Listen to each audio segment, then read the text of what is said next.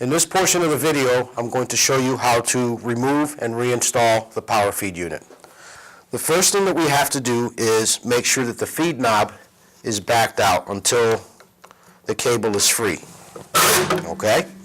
The next thing we have to do is loosen these screws.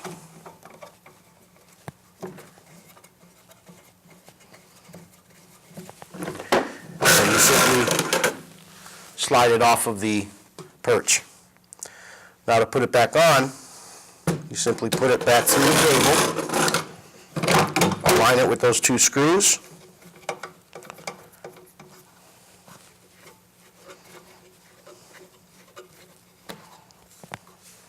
and your power feed unit is installed.